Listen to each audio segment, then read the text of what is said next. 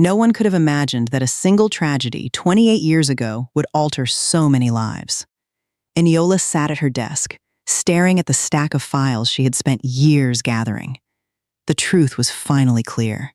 She wasn't an orphan after all. She had a family. She had an identity, and both had been stolen from her before she ever had the chance to know them. She refused to let the people who had robbed her of her future walk away without paying the price. No matter how long it took, Eniola swore she would uncover the whole truth, reclaim the life that had been taken from her, and make those responsible finally face justice. "Mom, I'm taking my camera." "Okay," Kayla called from the kitchen as she tied a bundle of dried herbs with a red rubber band. She looked up at her daughter. "Where are you headed this early?" "Down to the harbor. The fishermen are hauling in their nets, and I want to catch the morning light.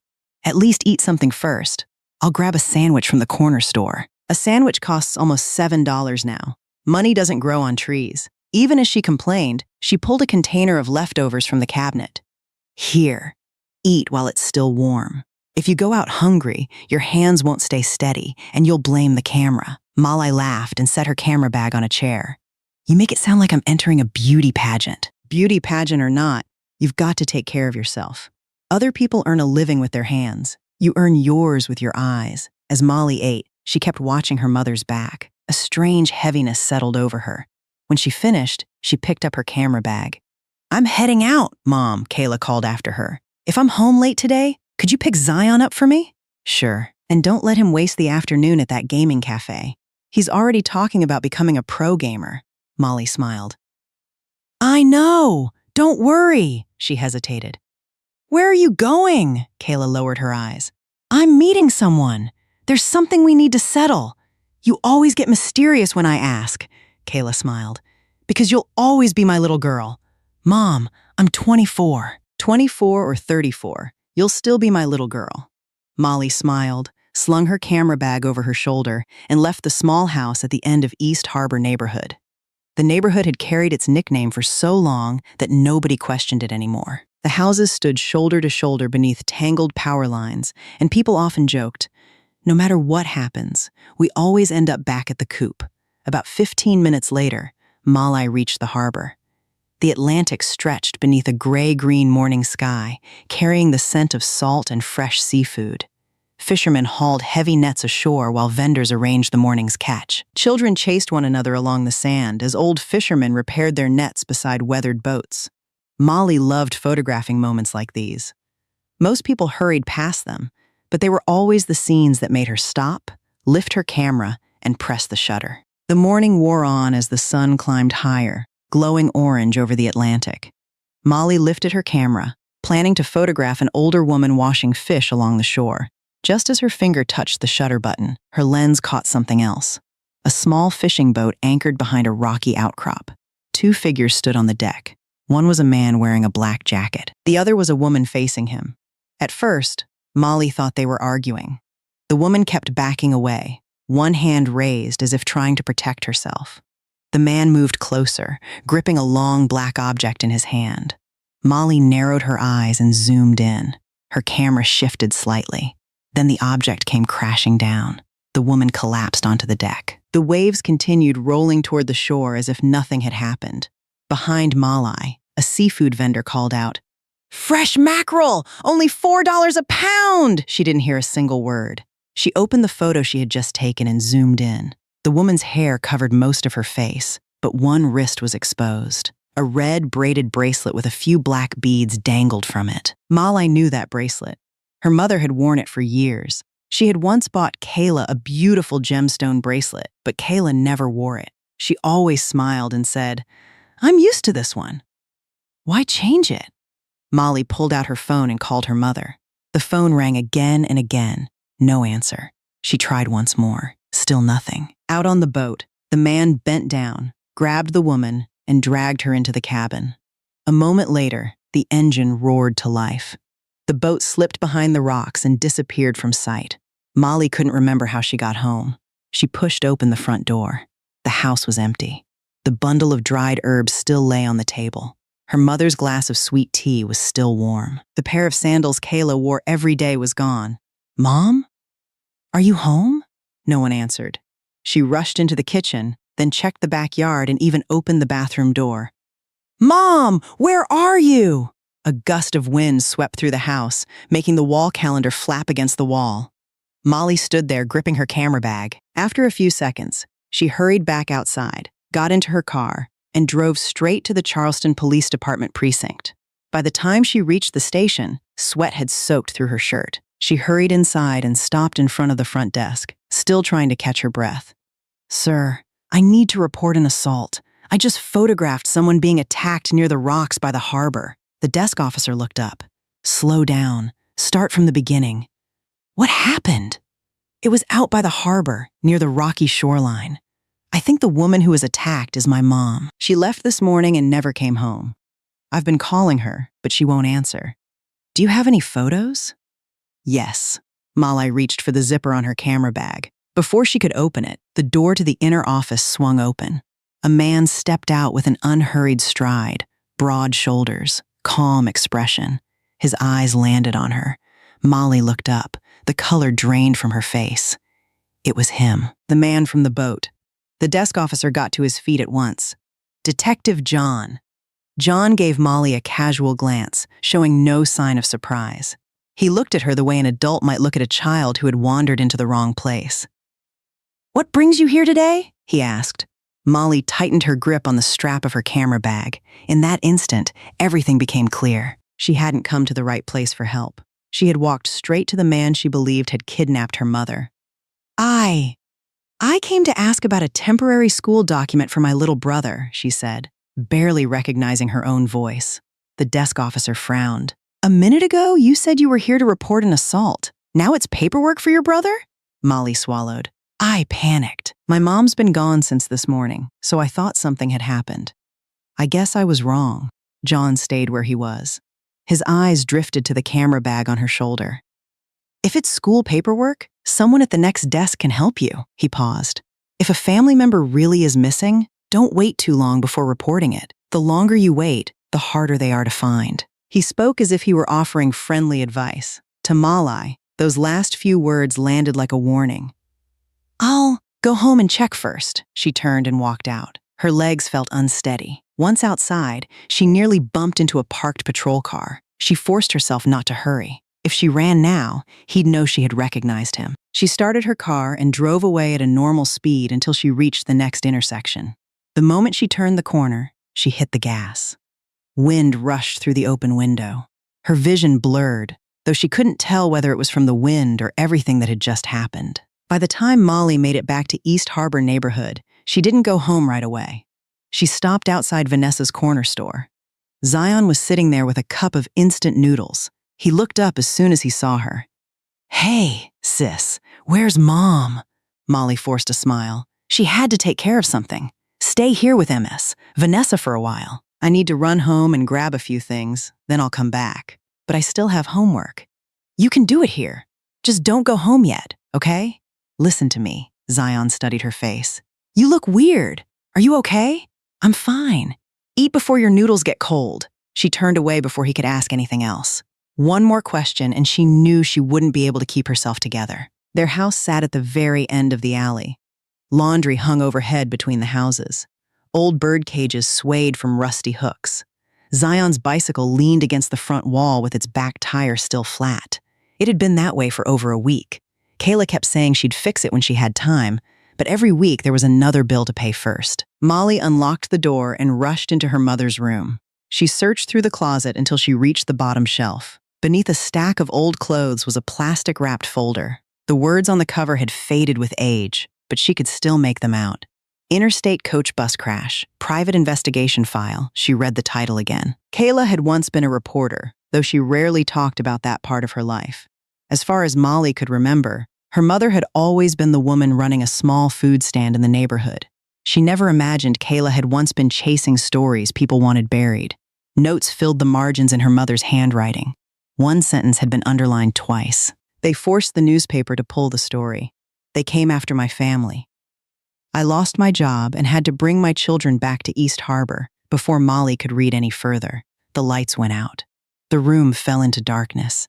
Outside, she heard a car stop, then another. She didn't move. Her phone vibrated inside her pocket. An unfamiliar number. She let it ring. A text message appeared instead. Don't use the front door. Leave through the back. Now. A chill ran through Molly. She grabbed the investigation file, stuffed her camera into the bag, and hurried toward the back door. The yard opened onto a narrow alley beside a dark drainage ditch. When she was little, she used to sneak through there to buy shaved ice until her mother caught her and scolded her for it. Her hand had just reached the latch when 3 slow knocks echoed from the front door. They weren't loud or hurried, but they were enough to send a shiver through her. John's voice came from outside. "Molly, I know you're in there. Open the door. Let's talk." She covered her mouth with one hand and took a step back. "Your mother's situation needs your cooperation." Those words stopped her for a split second. Was her mother still alive? Or was he trying to lure her out? Another knock. "Open the door, Molly." She turned, slipped out through the back, and ran. The moment she reached the alley, footsteps followed behind her. She ran harder than she ever had before. One of her sneakers came off, but she didn't stop to pick it up. She clutched the bag against her chest, cut through another alley, and burst onto the main road. A black SUV screeched to a stop beside her. The passenger door flew open. A man leaned over and grabbed her arm. "Get in!" Molly jerked away. "Who are you? Let go of me! If you want to stay alive, get in the car." She looked back. John had already reached the mouth of the alley. There was no time left to decide. Molly jumped into the SUV. The door slammed shut, and the vehicle sped away before John could catch up. The man behind the wheel drove fast, yet his face stayed calm. He looked to be around 40, with neatly trimmed hair and both hands steady on the steering wheel. He didn't look like a criminal, but he didn't look like an ordinary driver either. "Who are you?" Molly asked, her voice still unsteady. "My name's Malachi." "Who sent you?" "Eniola." "Eniola? I don't know anyone by that name." "You wouldn't. She's the eldest daughter-in-law of Blackstone Holdings." Molly fell silent.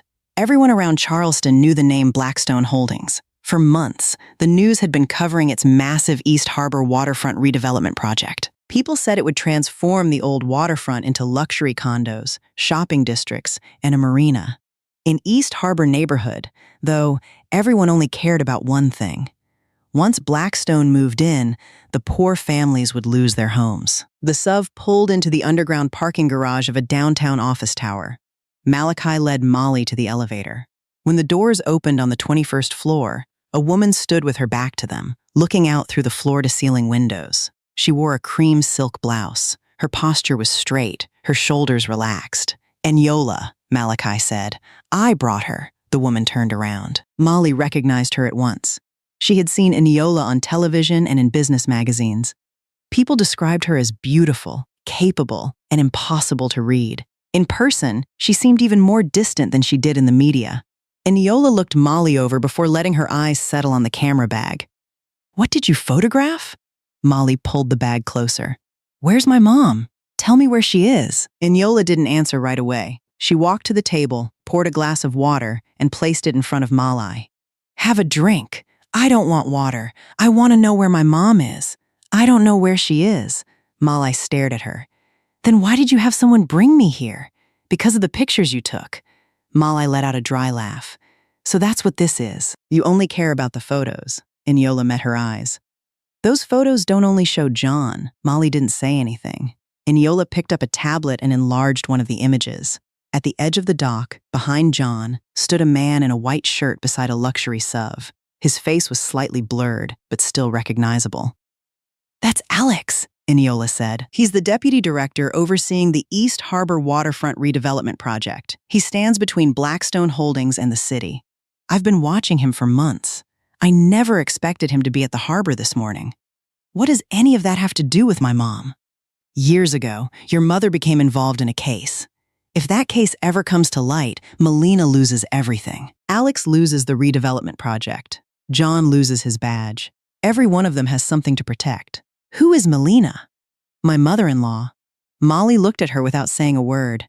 "So you're part of that family too?" "Yes, I'm their eldest daughter-in-law." "Then why should I trust you?" Eniola lowered her head slightly. "You don't have anything to rely on right now, but you don't have to trust me." Molly kept watching her without saying a word. Eniola continued, "You only need to understand one thing." "What?" If you walk out of this building alone, you won't make it. If you take those photos to the police, you'll be in even more danger. And if you keep holding on to them without knowing how to use them, your mother won't survive either." Malai couldn't get a word out. Eniola went on in the same calm tone. "I need the photos. You need to know where your mother is. For now, our interests happen to be the same." Malai looked at the woman standing in front of her. She was elegant, composed, and every sentence she spoke cut straight to the point. Molly thought of her mother that morning. The simple breakfast on the table, the bundle of dried herbs Kayla had been tying before she left the house. She slowly placed her camera bag on the table. "Fine, but if you're lying to me," Eniola cut her off before she could finish. "Then there's nothing you can do about it anyway." Molly fell silent. "I'm being honest so you don't fool yourself," Eniola said, looking directly at her. "If you want to survive this, keep your head clear. Someone like Melina won't lose because you're angry. Then what will make her lose?" Eniola held her gaze.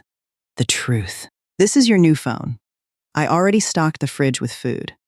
Whatever you do, don't open the door for anyone." Malachi set the grocery bag on the table and headed for the door. The safe house was hidden inside an old neighborhood near East Harbor Market. From the outside, it looked like an abandoned auto repair shop. Upstairs was a small bedroom and a tiny kitchen overlooking the neighboring rooftops. "How long have you worked for Eniola?" Molly asked. "A few years. So, is she a good person or a bad one?" Malachi paused. "That's not an easy question to answer," Molly smiled. "Then she's probably somewhere in between." A faint smile crossed his face. "People are usually more complicated than that." After he left, the house fell silent.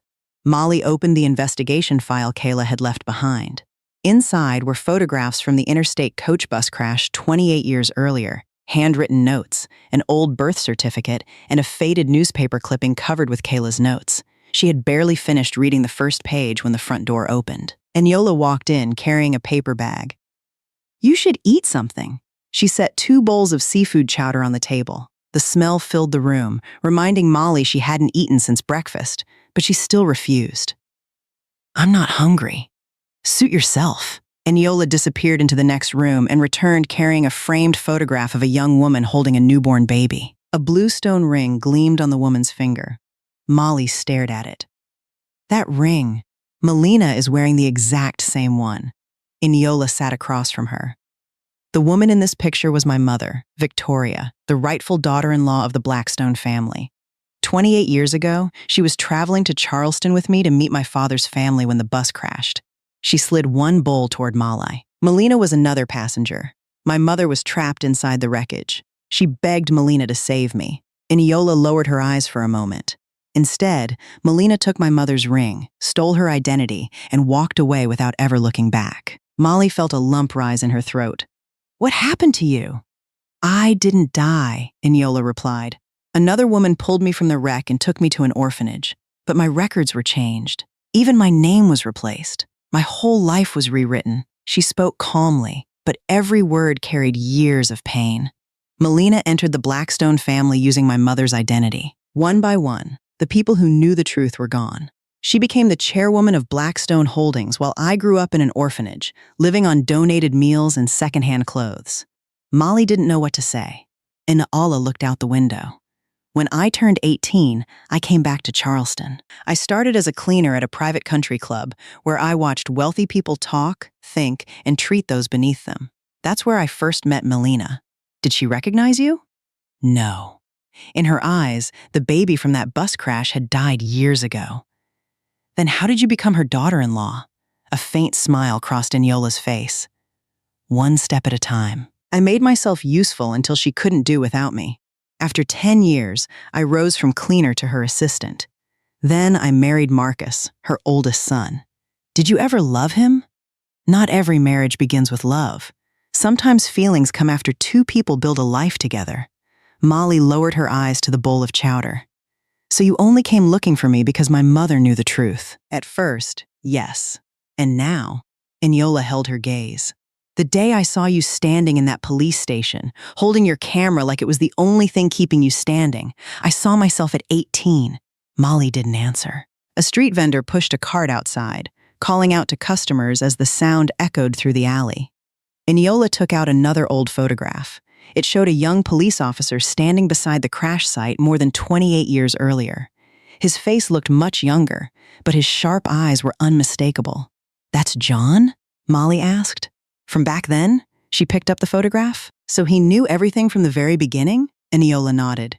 "He was the first person to see Melina take the ring. Then why didn't he arrest her?" "Because Melina knew exactly what a young man wanted." Eniola spoke quietly. "Money, a chance to change his life, and the feeling of being chosen by a woman who knew how to get what she wanted." She continued. After the crash, John tracked Melina down to the small apartment where she was hiding. He placed a blood-stained document on the table and said, "If I turn this in, your life is over." Molly listened without interrupting. Melina was only in her early 30s back then. She was beautiful, and her hands were still shaking after taking that ring. But she didn't cry. She didn't beg. She looked straight at him and asked, "So how much do you want?" "I don't know yet," John answered. "Then I guess you're after something worth more than money." Eniola folded the photograph. From that night on, John stayed silent. At first it was money. Then it became power. After that came the late-night meetings and phone calls that never carried a name. Molly felt goosebumps spread across her arms. So they became lovers, partners, and each other's weakness. "Very likely," Eniola replied. "And Omari may be their biological daughter." "Who's Omari?" "Melina's daughter. She's also the one who hates me the most in that family." Molly thought of Kayla. For years, her mother had hidden all of this inside an old wardrobe beneath worn-out clothes. Every day she had looked like an ordinary woman running a small food stand, getting up early to cook, reminding her daughter to eat breakfast, and yelling at her son for spending too much time gaming. "Is my mom still alive?" Molly asked. "I'll find her," Eniola answered. "I'll do everything I can. Can you promise me that?" Eniola was silent for a few seconds. "I don't make promises I can't keep. But if Kayla is still alive, I'll bring her home." Molly turned another page in the investigation file. Near the end, a small sheet of paper had been tucked between two pages. The name written across it caught her attention. "Who's Odell?" she asked, handing the note to Eniola. Eniola read it once, and the expression on her face changed. "Dar Odell," Eniola said after reading the note. "He was the emergency room doctor on duty the day of the crash. I went to see him once before, but he sent me away." "Is he still alive?" Molly asked. "Yes, he still lives here in Charleston." "Then let's go talk to him. You stay here. Malachi and I will go." "No." Molly got to her feet. "This is about my mom. If I have to sit in this house one more day, I'll lose my mind." "I'm going with you." Eniola looked at her for a long moment. She was about to say something, then changed her mind. "Fine, but put on a cap and a mask. And if you keep staring around once we're outside, I'm sending you straight back." They drove to Odell's house. The moment he saw Eniola standing outside his gate, he waved them away. "I told you before, I don't know anything. Just leave." Eniola stayed where she was. "We haven't even asked you a question yet. I'm not seeing anyone. Please go." Molly stepped forward. "Sir, were you there that morning near the harbor? The woman they took away? She's my mother. I just want to know if she's still alive." Something in Odell's eyes changed. "Go home, kid. If you want to stay alive, stop asking questions." Molly grabbed the gate. "Please, she's my mom. If you can't save her, at least tell me where she is. I'm begging you." Otto closed his eyes. After a long silence, he unlocked the gate. The house was dim and stuffy. Medicine packets were scattered across the dining table. A bowl of cold porridge sat there with a spoon resting inside. He opened a drawer and took out an old cell phone. "I recorded part of it. It's not very clear, but you can see your mother being forced into a vehicle." Molly rushed over. "So she was alive?" "She was alive when I recorded this." "When was that?" "This morning." Tears filled Molly's eyes. Odell sat down, his fingers locked together. "Your mother wasn't an ordinary woman. Years ago, she investigated the East Harbor bus crash. People died. A child disappeared. Identities were switched. She knew everything. I knew part of it too, because I was working at the hospital that day." "Did you know Melina?" Eniola asked. Odell nodded. "She wasn't the first patient brought into the emergency room. The woman wearing that blue stone ring should have been treated first. She was critically injured, but somewhere along the way, everything changed. The woman with the ring became Melina, and the real victim died in the operating room." He rubbed his forehead. "I was young. I was scared. They told me what to write, and I wrote it. They prepared the records, and I signed them. Years later, Kayla came to see me. She told me that if anything ever happened to her, I had to tell the truth. Then why didn't you speak up all these years? Molly asked. Odell looked at her. Because I was a coward. The room fell silent. He picked up a glass of water, but his hand shook so badly that water spilled across the table. You have to understand, he said to Eniola. Melina has more than money. She has people inside the police department, inside the redevelopment project, even inside the hospital. John used to be just another detective.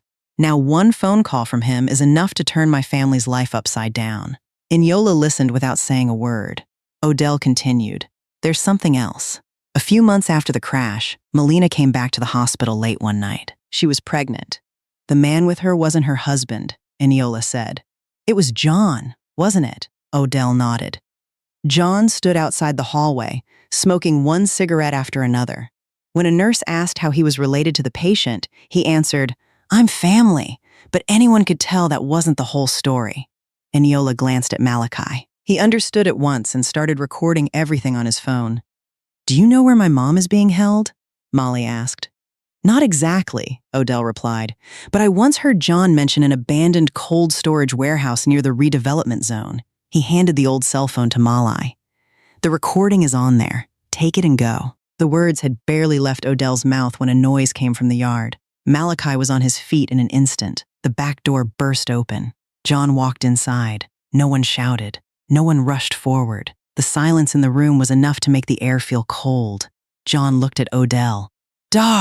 Odell, you're too old to be getting involved in this kind of trouble. Odell took a step back. John, I don't want any part of this anymore. You're a little late for that. Malachi moved in front of Mally. Eniola remained where she was. John turned toward her with a faint smile. Well, looks like you're here too, Eniola. Quite a gathering. Killing one more person won't keep the truth buried forever, Eniola said. John let out a short laugh. You know what you have in common with Melina? Both of you always think you're holding the winning hand. Eniola didn't look away. And you know what you have in common with her? The more you hide the truth, the more afraid of it you become.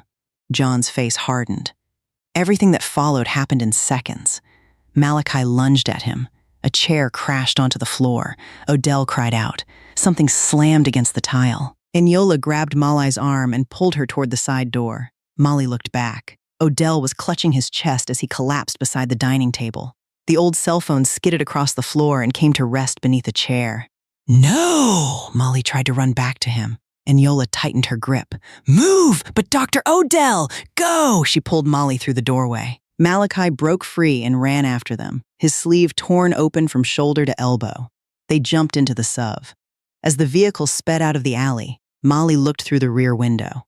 Odell's small house slowly disappeared behind a wall of bright red bougainvillea. It's all my fault. Molly held the old cell phone against her chest. None of this would have happened if I hadn't asked you to come see him. No, Eniola said.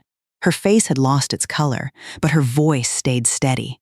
If there had never been a Melina, if there had never been a John, if people hadn't spent more than 28 years choosing silence, Dr. Odell wouldn't have died today. Molly turned toward her, her eyes red. How can you keep saying things like that? A man just died right in front of us. Doesn't that hurt you at all? Eniola kept looking through the windshield. Of course it does. Then why aren't you crying? Because crying won't bring anyone back. Molly clenched her jaw. You're not even human. Malachi glanced at the rearview mirror but didn't say a word. Eniola remained silent. After a while, she spoke again, almost in a whisper. Maybe you're right. The SUV passed the evening market. People bargained over fresh fish. Others laughed while carrying bags of groceries home. Life outside moved on as though nothing had happened. Molly wrapped both hands around the old cell phone. There was only one thought left in her mind. Her mother was still alive. And as long as Kayla was alive, she would find her, no matter what it took. 3 days later, Molly had just stopped at the soybean milk stand she always visited at the entrance to the alley when 2 plainclothes officers stepped in front of her. Are you Molly? She paused. Yes. What is this about? You'll need to come with us. It concerns the death of Dr. Adele. The cup slipped from her hand and hit the ground. The lid burst open, and soy milk spread across the concrete. Vanessa hurried over from across the street. "Officers, what's going on? She's a good kid. She hasn't done anything," no one answered. They escorted Molly to the car. She wasn't supposed to come back to the neighborhood. Malachi had warned her to stay away. But after spending 3 days hiding inside the safe house, unable to see Zion or learn where her mother was being held, she couldn't take it anymore. She pulled on a baseball cap, covered her face with a mask, and came back thinking she'd only take one quick look at her brother before leaving again. She never even got the chance. At the precinct, investigators laid out one piece of evidence after another. Messages from Dr. Odell's own phone showed that he had asked her to come to his house that morning. Security cameras at the entrance to the alley recorded her arriving shortly before his death and leaving in a panic. One of the neighbors claimed to have heard people arguing inside the house. Not one piece of evidence mentioned John. Everything fit together so perfectly that it felt arranged in advance, leaving only one empty space for her to fall into. "I didn't kill Dr. Odell." Molly sat in the interview room with icy hands resting on the table. The detective opened the case file. "Then why did you run from the scene?" "Because John showed up." The detective looked at her. "Detective John is one of our investigators. Think carefully before you continue." "I'm telling the truth. I'm not lying." "We'll let the evidence decide what's true." Molly let out a bitter laugh. Evidence. Only now did she understand that when evidence was controlled by the wrong people, it could become just another weapon. It pointed wherever its owner wanted it to point. "Just wait," one of the officers said. "Eniola will be here soon." 1 hour passed, then another. By evening, the television in the duty room switched to the local news. Eniola appeared outside Blackstone Holdings headquarters, surrounded by reporters. Her expression was as calm as ever. "Miss Eniola, what is your relationship with murder suspect Malai?"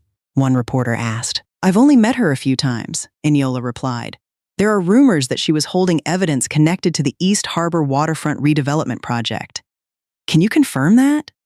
"I've already turned over every document in my possession to the authorities.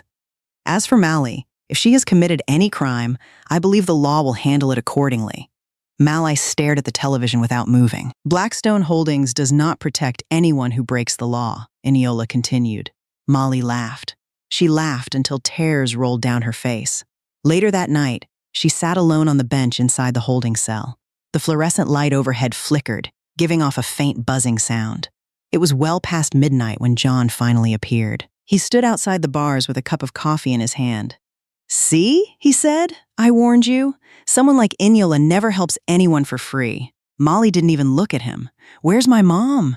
John took a sip of coffee. "She's dead." Molly clenched both fists. "You're lying. You still believe she's alive?"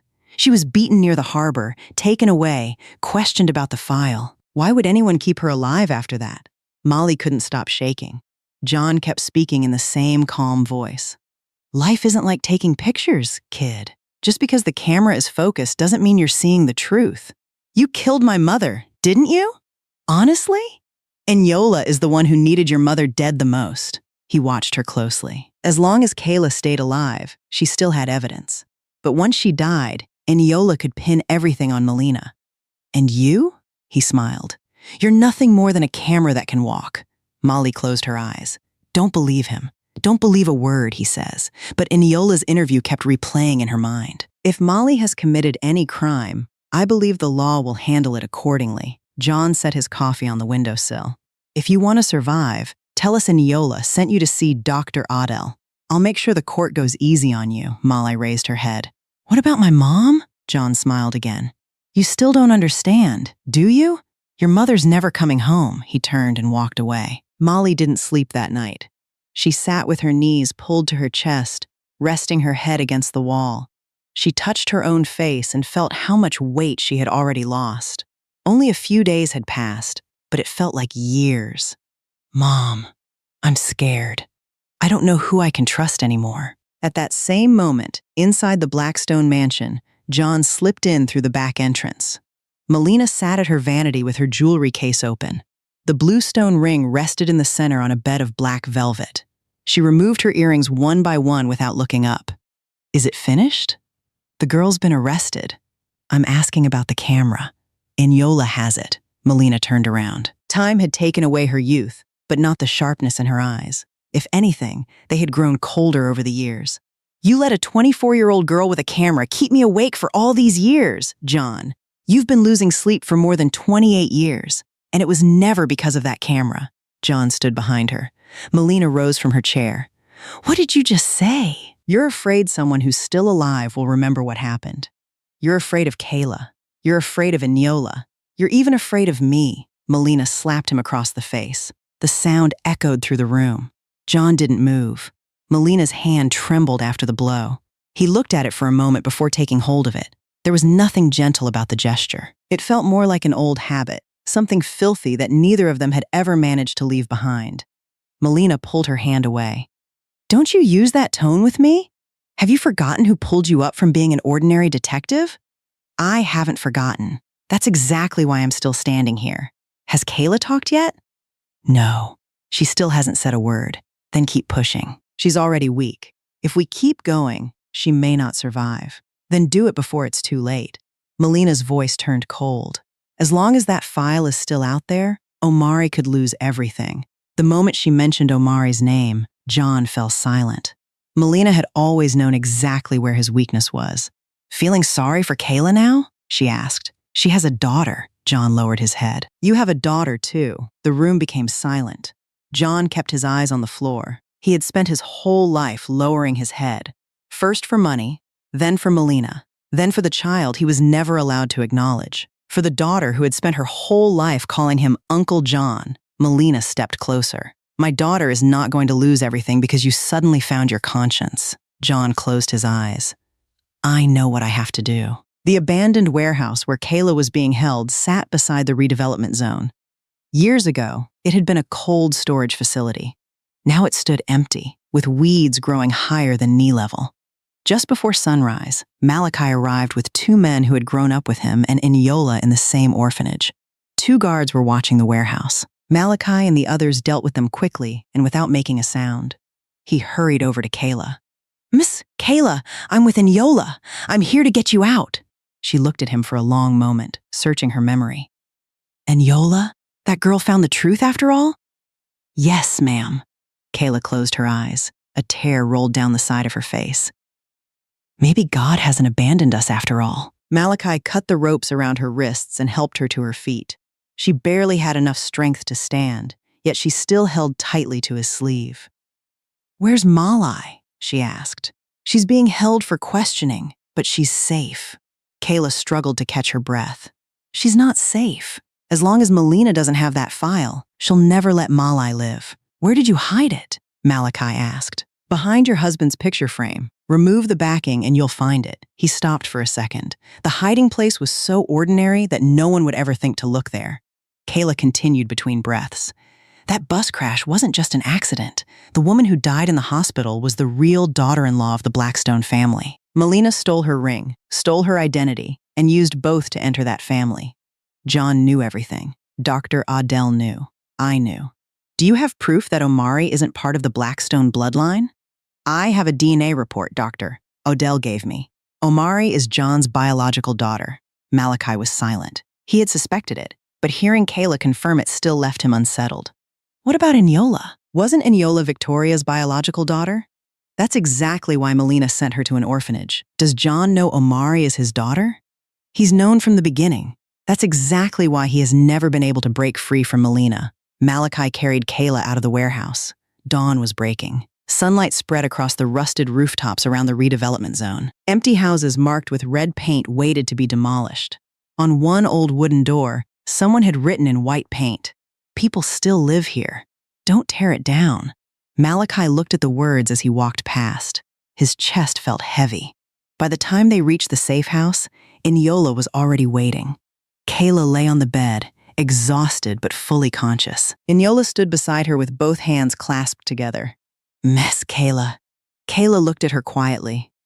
"You look so much like your mother, especially your eyes." She used to look at people exactly the same way, afraid, but too stubborn to back down. Enola's lips parted. "So, you've known who I was all this time?" Kayla nodded. "I knew when you returned to the Blackstone family, but I wasn't completely certain until you started asking about the bus crash." "Then why didn't you come find me?" Kayla sighed. Because I was poor. I'd lost my job, and I still had 2 young children to raise. I was afraid. Eniola sat in silence. Such a simple word, afraid, yet it had kept the truth buried for more than 28 years. Kayla reached for her hand. Don't blame yourself for wanting revenge. If I'd lived your life, I might have felt the same. But Molly is different. Eniola lowered her eyes. She got dragged into all of this because she tried to help me. I know. You were trying to protect her. That night, Eniola sat alone in the safe house. The fake bluestone ring and copies of the investigation file lay on the table. Malachi walked in. Miss, Kayla is doing much better. What about Malai? She still refuses to meet your attorney. Eniola gave a bitter smile. She hates me because you made her believe you'd abandoned her. I didn't have another choice. Malachi sat across from her. You did. You could have trusted her. Eniola shook her head. Trust is something I've never had. Malachi met her eyes. No, it's what you're most afraid of. You're treating Molly the same way Melina treated John. Eniola shot to her feet. Don't compare me to her. Melina also believed she had no other choice. The room fell quiet. If you don't stop now, one day nobody will need to compare you to Melina. You'll become her. Eniola turned away. Malachi stood up. I'm going to pick up the original file from MS Kayla's house. Think about what I said. Once someone reaches rock bottom, the only way left is up. But if they keep digging, eventually even rock bottom won't be deep enough. After he left, Eniola dropped back into her chair. For the first time, she found herself asking one painful question. How different was she from Melina? Really? At the Blackstone mansion, Omari stood in front of John. She had just argued with her mother. Her face was still flushed, and she held a photocopy of a DNA report she had found inside the family safe. John. Yes, Miss Omari? How long have you worked for my mother? More than 28 years. Then you must know everything about her, don't you? John stayed silent. The room fell quiet. No one in that house knew silence better than they did. Omari let out a cold laugh. You should ask Chairwoman Melina that yourself, John said. I'm not asking her. I'm asking you. John looked at her. For just a moment, he wasn't looking at the daughter of the woman he served. He was looking at his own daughter, the child who had once scraped her knee, while he stood close enough to help but never had the right to step forward. Omari frowned. Why are you looking at me like that? It's nothing, Miss Omari. John lowered his eyes. Omari threw the photocopied report onto the table. Someone like you wouldn't know the first thing about family. John stood there without moving.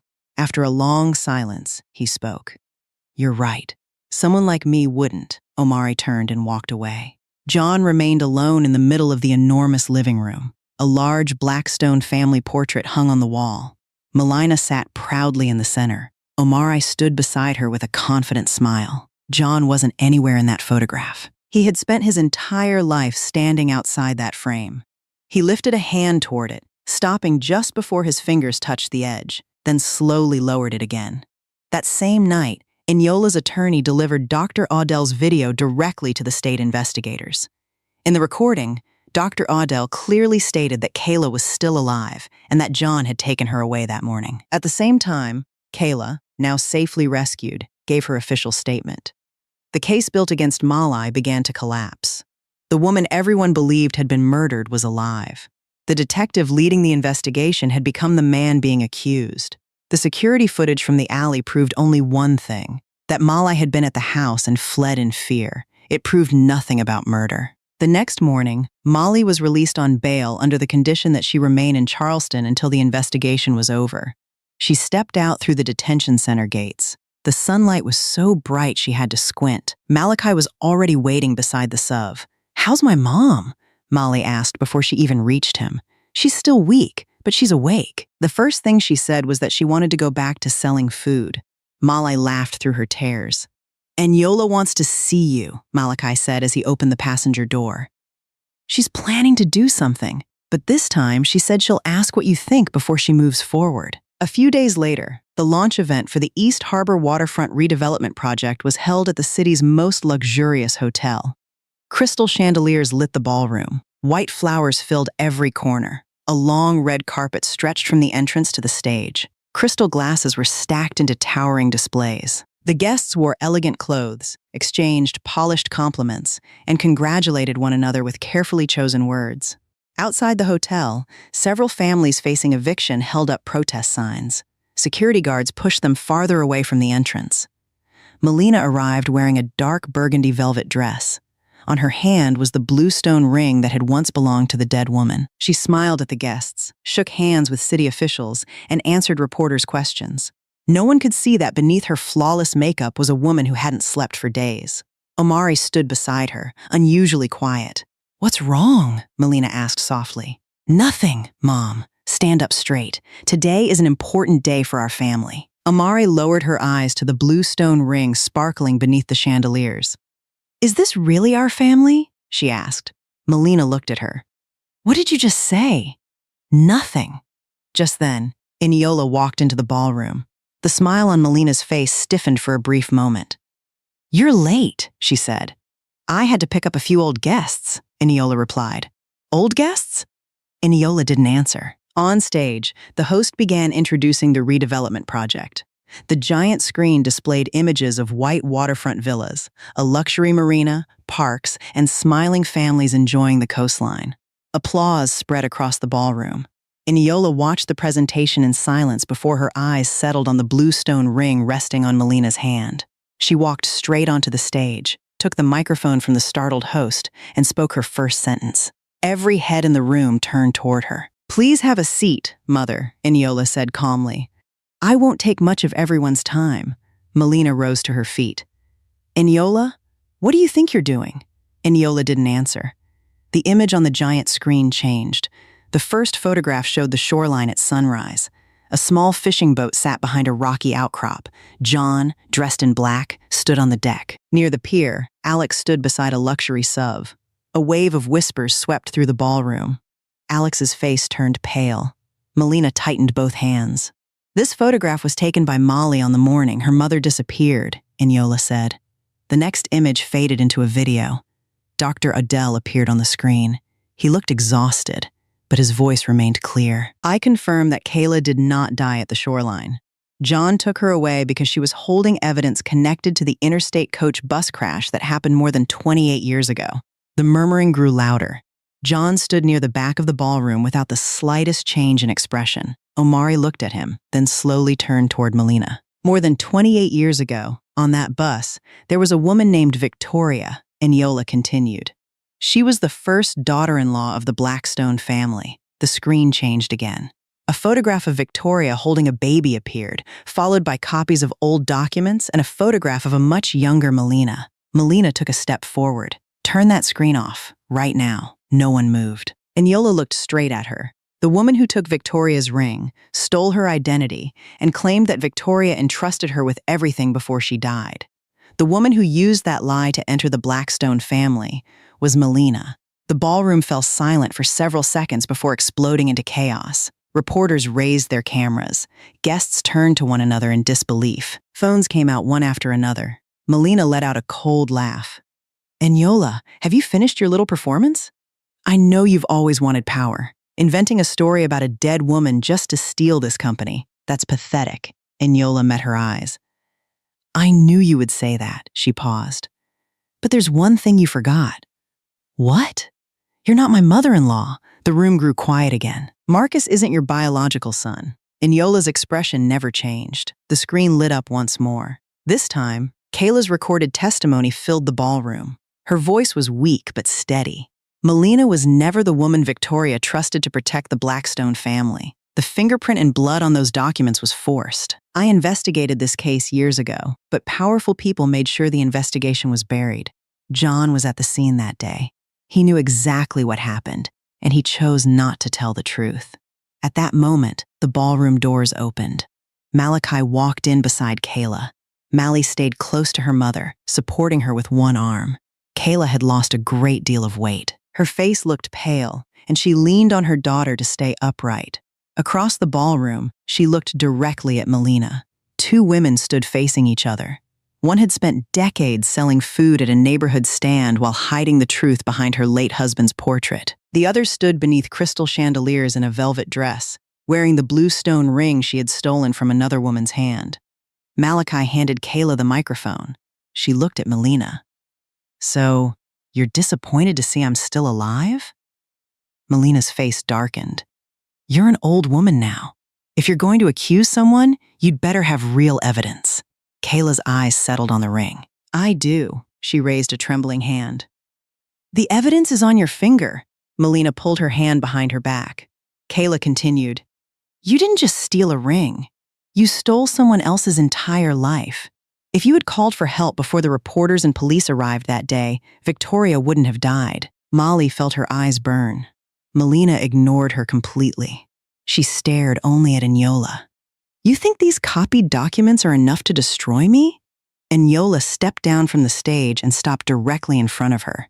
"You never took care of me. I survived because I refused to give up on myself." She held Melina's gaze. "Everything I earned after entering the Blackstone family came from my own work, not from your charity. The only reason you kept me close was because you thought it would be easier to control someone you suspected." Melina laughed. "That's right. I was afraid. So what?" Her voice grew louder with every word. "If I hadn't taken that ring back then, what would I have been? Just another poor woman nobody remembered. I would have spent my whole life living beneath everyone else." She pointed toward the photograph of Victoria on the screen. She already had everything. A wealthy family, a respected name, a gold ring, even a stepson who loved her. I only took one opportunity away from her. Eniola didn't look away.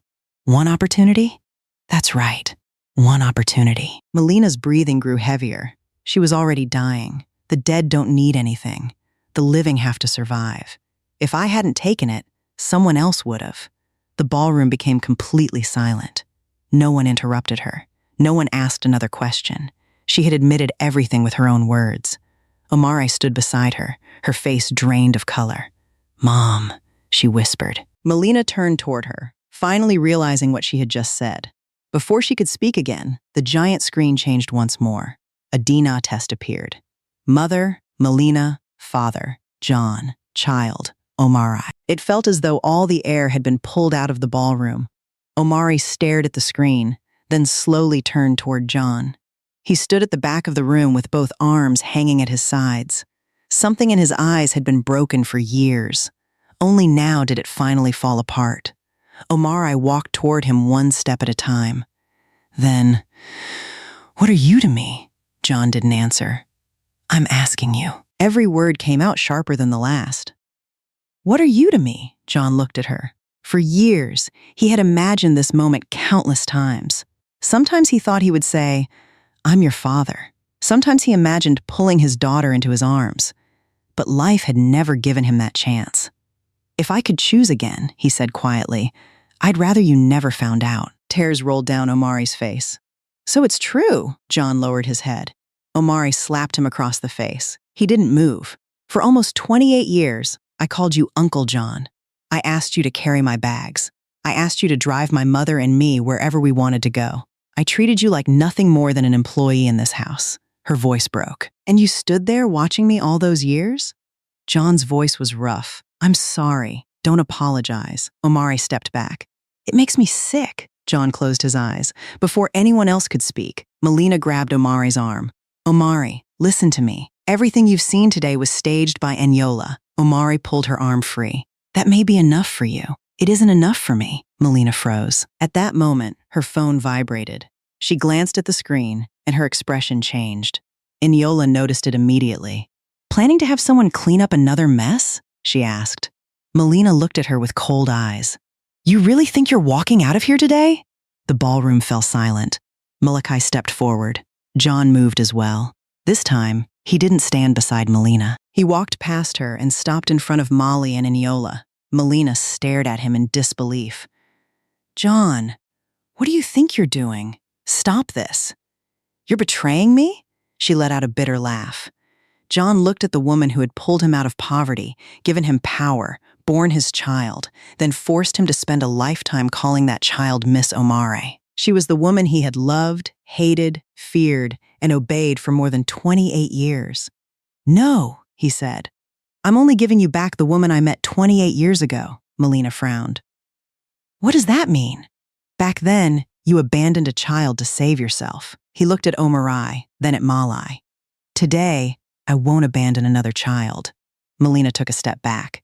John faced the crowd. I'll give my statement tonight, he paused. Not because I've become a good man. I've gone too far to erase what I've done. But there's still one path that's less filthy than the one I've been walking. He raised his head. I'll tell the truth. All of it. John confessed to everything that had happened since the bus crash more than 28 years earlier. He confessed to the stolen ring, the document he had hidden, every envelope of cash he had accepted, every secret meeting with Melina through the back door, the pregnancy, Omari's birth, and the evidence they had buried. He spoke slowly. He didn't cry. Several times, the investigator taking his statement had to ask him to repeat himself because he stopped for so long between sentences. Is there anything else you'd like to add? John lowered his eyes to his hands.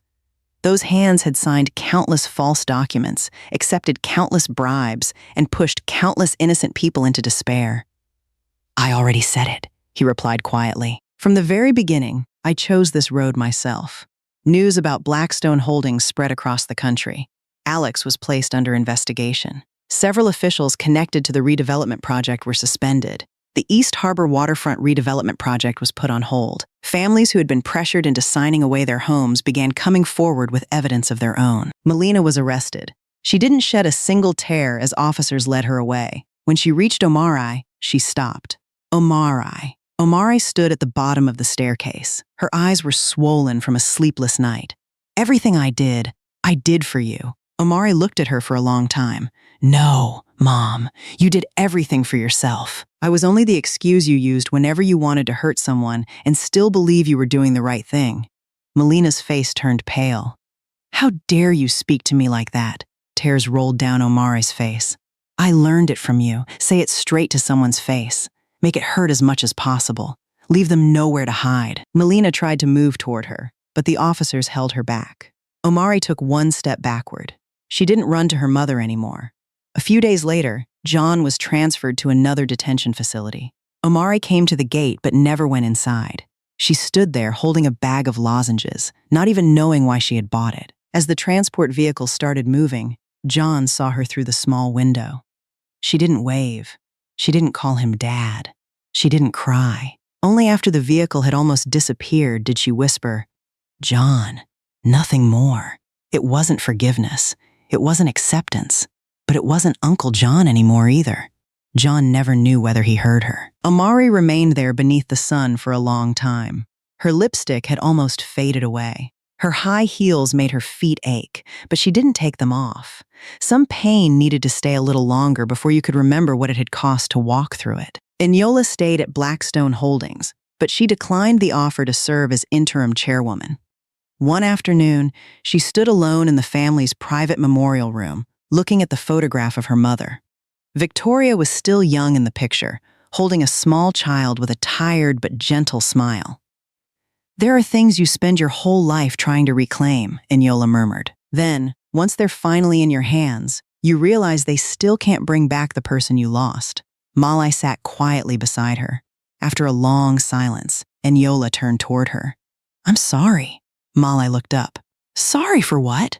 For letting you get arrested. For not telling you the truth, for believing that as long as the outcome was right, the way I got there didn't matter. Molly lowered her eyes. I hated you in there. I know. I really thought my mom was dead. I know you did. Eniola gave a faint nod.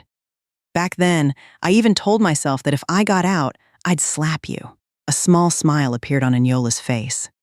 You still can. Molly let out a quiet laugh. Her eyes turned red, but she didn't cry. I've slapped enough people these past few days. My hand's tired. They stood side by side. They didn't hug.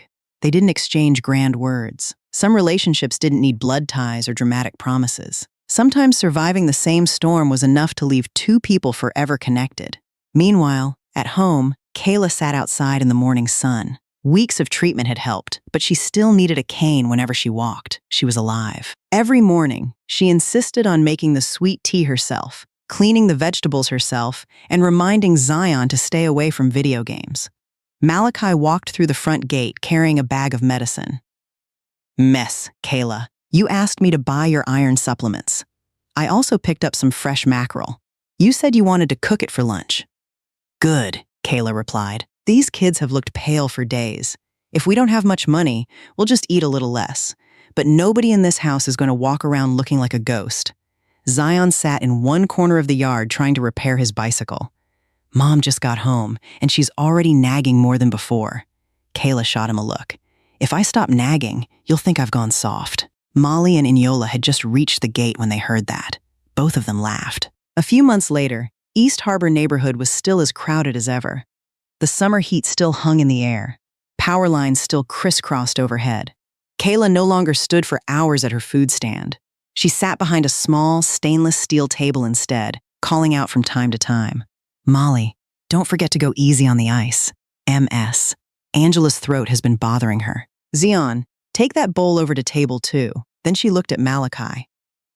Are you having a bowl too?